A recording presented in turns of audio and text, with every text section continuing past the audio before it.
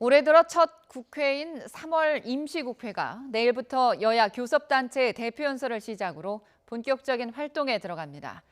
하지만 선거법 개정안과 개혁 입법을 이른바 신속 처리 법안으로 상정할지를 두고 여야가 첨예하게 맞서고 있어서 진통이 예상됩니다.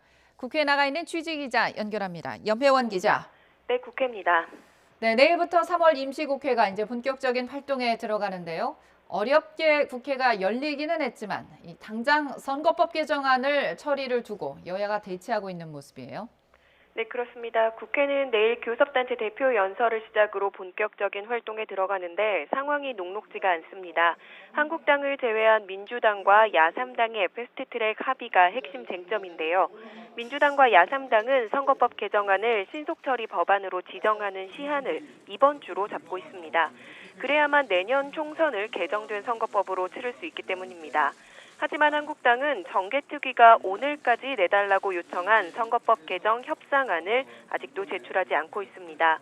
바른미래당 김관영 원내대표는 오늘 기자들과 함께 점심 식사를 하면서 이번 주부터 한국당을 제외한 4당이 패스트트랙 절차를 진행하겠다고 밝혔습니다. 선거법과 함께 민주당이 요구하는 공수처법 등 사법개혁 법안을 함께 처리하는 방법이 거론되고 있습니다. 하지만 한국당은 의원직 총사퇴와 장외투쟁까지 불사하겠다며 저지하겠다는 입장을 거듭해서 밝히고 있습니다. 나경원 원내대표는 잠시 뒤 기자간담회를 열고 이에 대한 대응 방안을 발표할 계획입니다. 네, 보궐선거가 다음 달 3일에 치러지니까 이제 한 달도 채 남지 않은 상황인데요. 각 당 보궐선거 총력전은 물론이고 내년 총선을 위한 군불 지피기에도 돌입하고 있다고요. 네, 민주당은 4.3 보궐선거를 넘어서 내년 총선까지 큰 그림을 일찌감치 그리고 있는 모습입니다.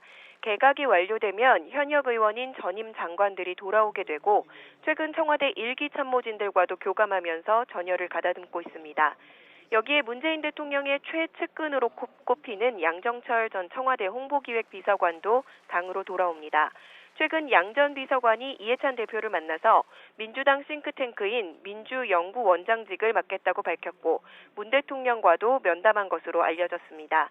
당청 간의 정무적인 역할은 물론 인재 영입과 선거 전략 등 주요 역할을 하게 될 것으로 전망됩니다. 경남 창원 성산과 통영 고성 지역에서 치러지는 보궐선거도 본격 레이스에 돌입했습니다. 민주당은 지난 금요일 보궐선거 후보자를 확정했고 이미 지난달에 창원에서 회의를 여는 등 선거 준비에 착수했습니다.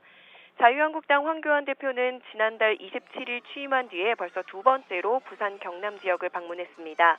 오늘부터 1박 2일 일정인데요. 오늘 오후에 부산에서 열리는 한국당 주최 정치 박람회에서 강연을 하고 당원, 시민들과 소통하는 자리를 갖습니다. 또 내일은 창원에서 현장 최고위원회의를 열고 경제인들을 만나서 민심을 살핀다는 계획입니다. 아무래도 이번 보궐선거가 황 대표의 리더십을 보여줄 첫 번째 관문으로 평가되고 있는 만큼 신경을 많이 쓰고 있는 분위기입니다. 바른미래당과 정의당은 창원 성산 지역에서 총력전을 벌이고 있습니다. 바른미래당 손학규 대표는 아예 지난주부터 창원 시내에 아파트를 얻어서 머물면서 당 전체가 단합해서 이기는 선거를 치르겠다고 강조하고 있습니다. 정의당은 창원에 제2당사를 차리고 고 노회찬 의원 지역구 사수 의지를 분명하게 하고 있습니다. 창원 성산은 현재 5파전 양상인데 막판에 여권 성향 후보들의 단일화가 어떻게 진행될지가 변수가 될 전망입니다. 지금까지 국회에서 YTN 염혜원입니다.